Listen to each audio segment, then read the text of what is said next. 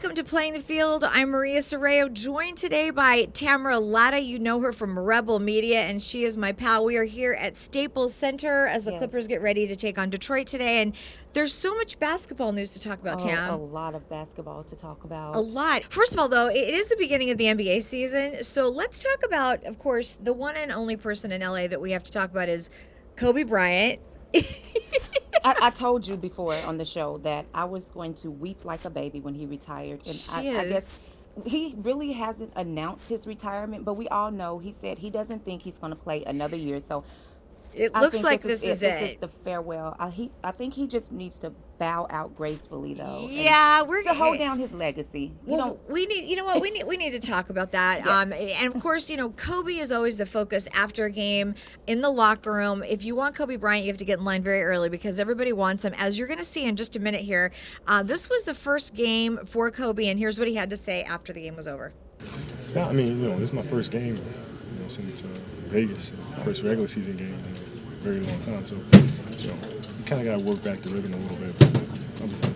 Down the stretch, you guys had a chance to win it. You happy with the shot that Lou got? I know it didn't go in, but you happy with the opportunity? Yeah, he got a good look. I mean, that's his shot. Those runners is what he does. Overall, encouraged or discouraged by what you saw tonight? Encouraged. We'll figure out just with the experience how to play without fouling in those situations and keep the teams off the line and control the momentum, but very encouraged. You took 35 threes, which is more common with what the rest of the league is doing. You only made 9. Do you want to keep shooting as a team that way and just hope that they go in, or do you want to dial it back? Well, we just want to continue to take the looks that we get. I mean, honestly, we have some much better shooters than 9 for 35, and those are go. I mean, a lot of those are pregame, first game jitters and stuff like that too. How do you think the kids played, Randall, Russell, for a first game? I think they played extremely well. It's just going to get better.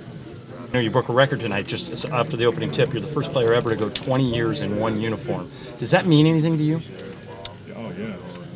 That's probably the most special one to me. I've always dreamed about being with one organization and being with this organization as a kid. So I've been in this jersey more than half my life. And it's crazy. Well, I know you're kind of a historian back to when your grandparents used to send you tapes. Nobody ever, not Stockton, Malone, Wilt, Jerry West, nobody's ever gone 20 years with one team. When I put it like that, does it surprise you? Man, I'm just extremely fortunate, extremely blessed to have been selected by such a class organization. And 20 years, man, that's a long time to be doing anything.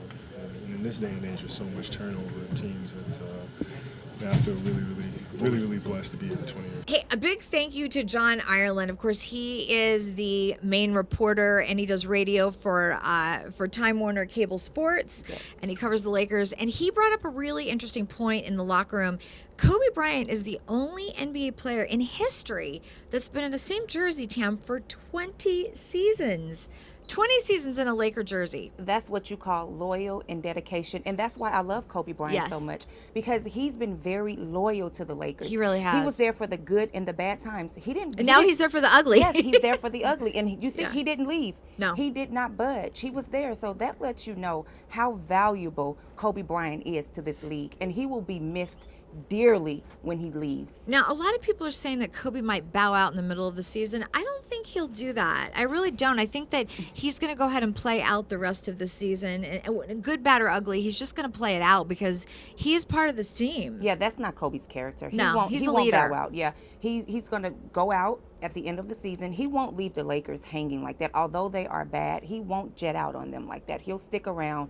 He'll, play out the whole season. He'll help. He's helping those youngsters. Although he doesn't have much to give right now because his body is breaking down. It's breaking down. Yeah, but it is. He's there, and he's there to offer the support for the younger guys, and that's why I have so much respect for Kobe. Yes. He's such a good player on and off the field. Yeah, and they're going to learn so much from watching him, from being around him, his work ethic. And even though it's going to be a rough season, I sometimes I really feel worse for Byron because he's been kind of thrown in a situation where he's got to deal with an aging superstar plus all of these young guys that are a little bit lost right now, to be honest. Yeah, they are lost. But you know what? The Lakers have talent on that team. They and I do. think you need to think about the foreseeable future. The future. I know the Laker fans, we are very impatient. Trust me. Didn't you like how she said we? I love how she was honest about I have that. to be honest because You know, are. I get frustrated. I get frustrated too. Yes. But every NBA team goes through what the Lakers are going through. Right. When you have new players, you have young players. You have to watch them, and you have to watch them, and it hurts because you have to watch them develop. But Right. I think they have Clarkson. They have D'Angelo. They have, Russ. they have Russell. Yeah. And I think Russell, everyone is very critical on him right now. Guys, he's only 19 years old. He's young. He's young. Yeah. He's playing against grown men. You have to realize, in my eyes, he's just a child. He's Right. only 19 years old. He played 30 games in college games, and now you guys And are here he is asking in him the to NBA. lead an NBA team. It's not going to happen. And, No. and trust me, I'm a diehard Laker fan too. But He at needs a the little end of the time. day, Yeah. we have to really think about what's real and what's reality. Exactly. Well, and they do have Lou Williams, who is a Sixth Man of the Year, Yes. who has Yeah. really also been a huge influence on the guys. And, something that we like to do is to share the locker room interviews because we learn so much from being in there with them, sometimes off camera things. And you can see that the kids are still, I'm calling them kids, but yeah. they're still a little unsure.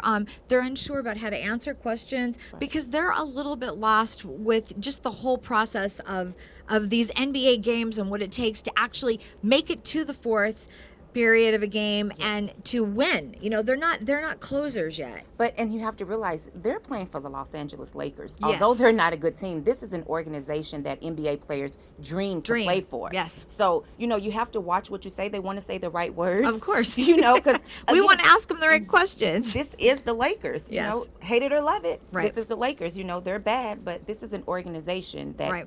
every player would love to play for. Well, and I think we're going to see progress over the season. It's going to be rough. It's going to be difficult. But, we're seeing a lot of teams struggling right now. It's the first month of the season. And, so we have to just stick with them and just let them have their growing pains. We caught up with some of the Laker players after the game, and here's what they had to say. My message is pretty much going to be consistent. We got to play hard for 4 quarters. We get off to good starts, maybe get a lead, and we become a little relaxed. Then we find ourselves fighting our ways back in the game. So we just got to put 4 good quarters together. But in all 4 quarters tonight, you guys gave up 30-plus points. Is there something you guys are doing defensively or not doing defensively that's got to change? We gave up 30 in the first 2. In the first 3. I didn't see the fourth. Well, I don't know. I just think we just got to be better, all the way across the board. At some point we can't just use youth and inexperience as an excuse. We just got to go out there and compete and try to win games. Offensively, things seem to be coming along. Clarkson seems to be learning a lot from you.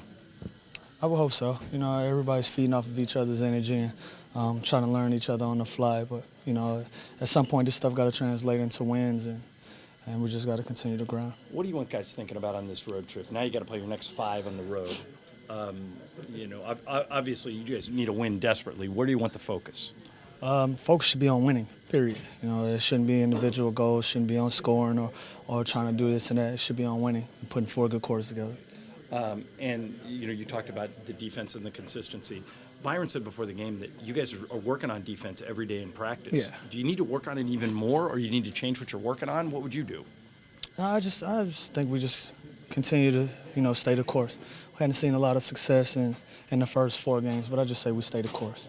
So we got to go back and figure it out.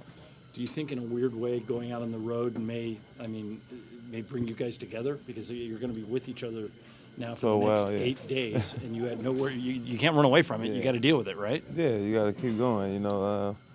It ain't, we down, but we can always get back up. It's still early, 4th game, and we just got to turn it around quick. I appreciate you talking. All right, Thank you. What is going on with the team defense? Just got to keep guys out the paint. Tonight it was just, I think they killed us on the rebounds. They had a lot of second chance points. And is there a way to address that as a group to get better at it? That's the one consistent thing in the 4 losses. You're giving up 110, 120 tonight. How do you get those numbers down? continue to talk, communicate. It's going to come. It's on a slow start. We just got to figure it out. Go back to the drawing board, watch film. Keep guys biggest thing is keeping guys off the glass, limiting them to one shot. I think if we do that, game definitely comes a lot easier for us. You tied your career high tonight. You had 30 points. You had a really good first half. Does that mean anything to you if you end up losing the game? Nah, biggest thing right now is we on whatever we are right now, so we got to turn it around. You guys are heading out on the road. I just said this to Nick. In a weird way, maybe could it help that you can't run from it? Now you guys are all together and you got to play 5 games in 8 days. Yeah, it could help, But I guess we'll see, We got to put in the time, put in the work. We got to go out there and put our hard hats on and go get one, steal one. So that's what the plan is. All right, and once again, the young guys really needing to learn from some of these veterans. And one of the veterans we haven't talked about yet who's back is Meta World Peace. Yes, Meta brings the physicality to that team. He does. Physical. Defense. He'll get those guys tough. Yeah. Finally, Byron put him in the game, yes. and he went off. He did, and they won. They actually won the game that he was put in. So still one win. We're waiting for more. But again, having somebody like Meta in there, and to be honest with you, I can't wait until we have him in the locker room doing interviews because he's hilarious. He really is kind of the best guy you'll ever do an interview with because he's honest. Sometimes he has his own interesting opinions. Honest, but it's okay. But it's fun. Yes. It's interesting to get his perspective on things. Yes, I love Meta. I do too. He's one of those guys that one of our faves. Yes, one of our faves. You always cherish his moments. That's right. And of course, we're going to have more to talk about with the Lakers. But right now, let's move to the Clippers, who started out very well this year. The first game against Dallas here went a little bit better than the one that they just played in Dallas. Yes. And we really need to talk about this team because this is a team that on paper looks to be one of the best teams in the NBA. Yes, and you know what? The Clippers, they have 8 new faces. So they're trying a lot. They're trying to incorporate all those new faces. And I guess they're not on schedule with getting guys to mesh and getting guys the chemistry. It's not there yet. No. But you do have Chris Paul, you have DeAndre Jordan, you have Blake Griffin. Yes. Those guys have been together for 5 years now. Yeah, it's a long time. Yeah, 5 years. It's a long time. Yeah, so I think what the Clippers really need to do, and I said this before, I think the Clippers are good enough to be a Golden State, to be the Golden State Warriors. But there's something that's still off. Well, the thing with the Clippers, they're not playing with a sense of urgency. If they're you're not. If you're following the Golden State Warriors, they are competing every night. Every single minute. night. I feel like every minute that they play, they're competing. They never lax off of it. They're always right in there. Their foot is always on the gas. Always, yes. They're good out point. there competing like this is their last game. And Yeah. I don't think the Clippers are playing with a sense of urgency. They're not playing with physicality. I think they're relying on their talent too much to win the game. And so they're not putting in that extra work that Golden State puts in. I mean, Golden State isn't a physical team, but they're out there playing every single night. They're giving 160%. And Steph Curry is leading that team. Well, he's ridiculous. Yes. And I mean, I think we see that always with San Antonio. They always play with that sense of urgency. Even when they lose a game, it's just a different sense that you get from them. And of course, that's Popovich's training, I believe. So for Doc, it's an interesting question because he is without a doubt one of the best coaches in the NBA. And I think they're all kind of struggling to figure it out. I mean, I know last year he talked a lot about what's their identity. And Right. I still don't feel like the Clippers have an identity. No, they don't know who they are, And that's important. And that's very important, But like I said, the Golden State, I'll say this again because I really do. If you look at the Clippers, Well, they're a good model roster, to look yes, at. Yeah. They have the talent. They have what Yes. it takes to win a championship. It's just a matter of putting it out there on the court. Yeah. And playing for one goal. If you look at Yes. Golden State, they know what they want, and they want another championship. They are famished, they are hungry, and they want it. And the Clippers aren't showing that they're hungry. So they need to, Doc, I'm sure he can get that team going, but they need to, make something happen sooner or later because February will be here Yeah, very it's going to be soon, quick. and time will run out. Tick, So, tick, tick, yes, on the Clippers, especially. We just started, but yes, like Tam said, it's the time will pass very quickly. Now, something we need to just touch upon, and I know that DJ doesn't want to talk about Dallas anymore, but, we did see a little bit when they were in Dallas that he was visibly shaken. I mean, he didn't seem like the old DJ. When they were here, I think it was a lot easier to kind of sweep it under the carpet. He didn't want to talk about it. We know that Mark Cuban is very vocal, and they weren't afraid to kind of lash out at the Clippers a little bit. But I think now that really those first few games are behind us with the Dallas situation, maybe DeAndre can just move past it now, because it really was hanging over his head for the first month of the season. Yeah, well, I mean, how many could it times are you not? going to talk about it? Well, I that's mean, the thing. It's over. It's over now. But you know what? We're in media. It's a story. It so is. Of course they're going to talk about it. Yes. But yeah, I think DeAndre Jordan is over it. He's so over it, and, Yeah. and everyone is talking negative about him. Like, he could have called Mark Cuban and gave him a phone call. He could have did this. He could have did that. Coulda, woulda, Well, shoulda, the truth right? of the matter is, yes, he's with the Clippers. He's not with Dallas. Let's Right. all move on. Yeah, let's move It's on from over. this story. It's obsolete. Let it go. It's over. Well, and I think that's what Doc is trying to do now, especially starting today with Detroit, is to kind of, they've lost the last, 4 out of 5 games. Yes. They need to get back and play the way they were playing when they first came out.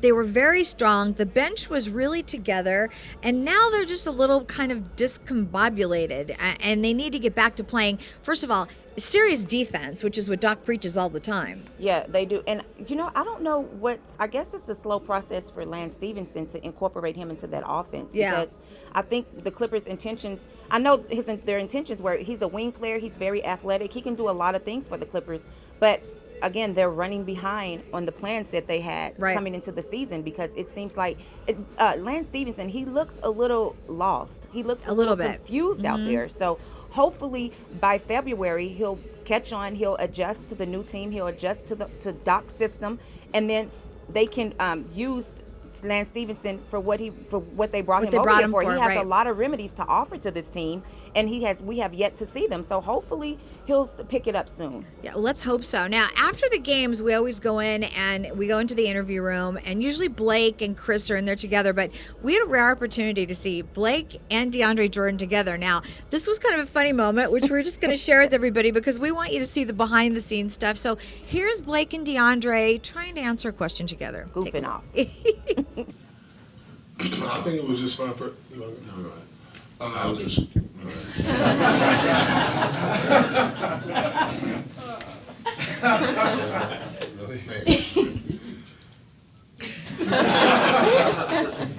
No, seriously. No, seriously. I just think we came out. The emotions were high. Obviously, because it was our home opener. We wanted to really, give the fans what they missed, and we wanted to come out and show what we've been working on all summer and all preseason. And it was really good. We played against a great team, and we just did what we're capable of and stuck to our principles and won a basketball game. All right, now see, if Tam and I talked at the same time, you both would say, well, that doesn't sound good. Right. But it was actually very funny from DeAndre and Blake. And, Blake Griffin, we've seen him for many years now. I was here, actually, the first year, as were you, when he had to sit out the year, his rookie year, because of his injury.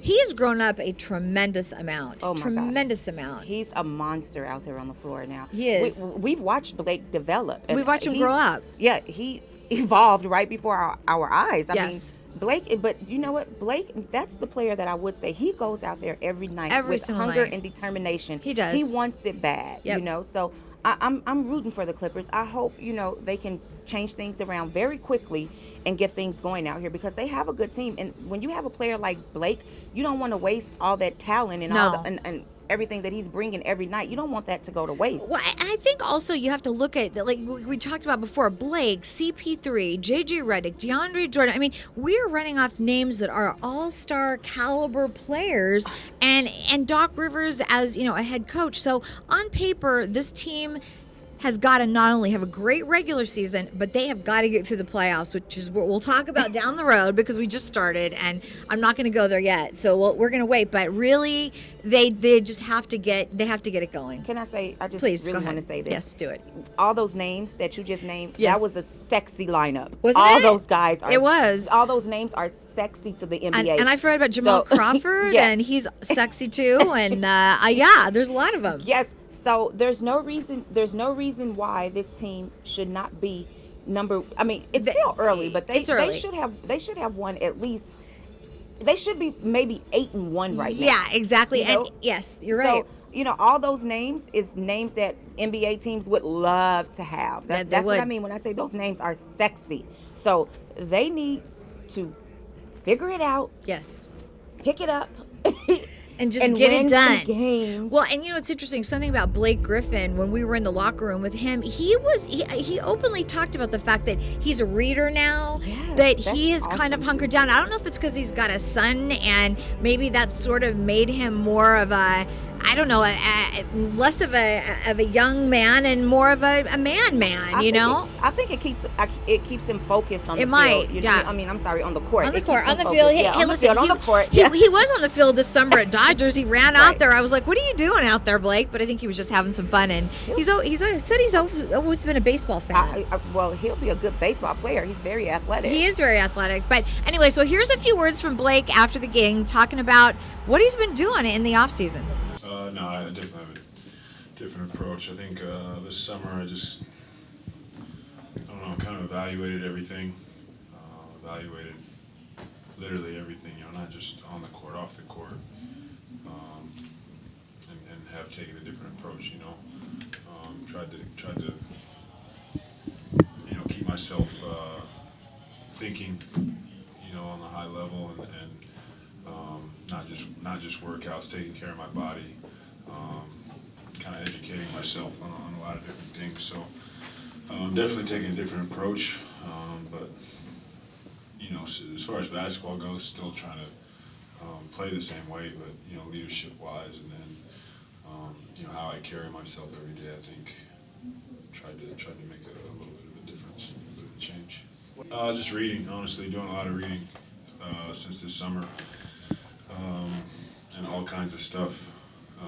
I never really thought I was much of a reader until I kind of forced myself to get into it, and now it's just what I do now to pass the time. Before games, on the way to games, in hotel rooms. It's been awesome because there's so many people that are more than willing to give you.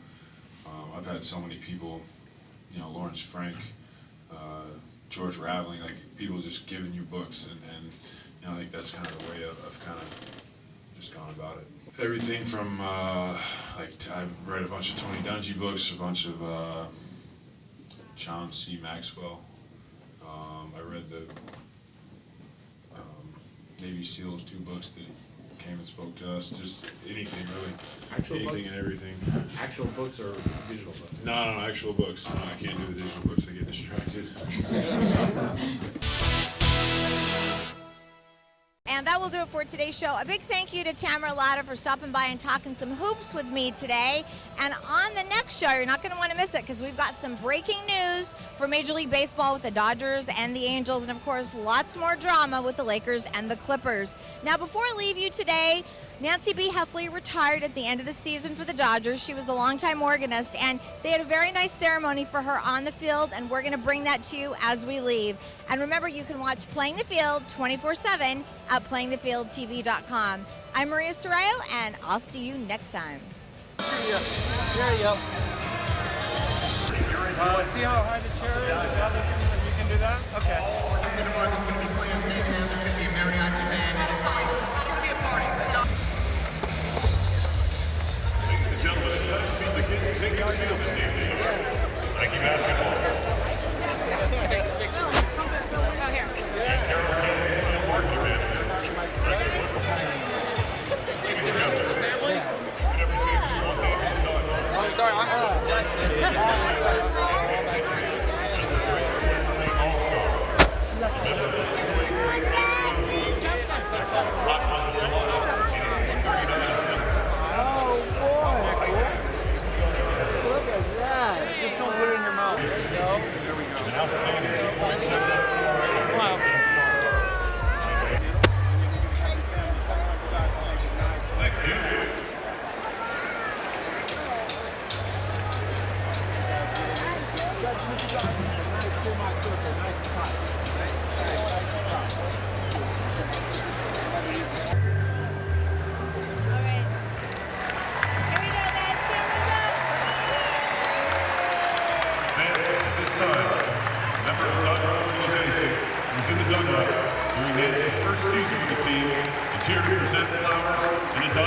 jersey to Nancy Bea. Please welcome the 1988 World Series champion.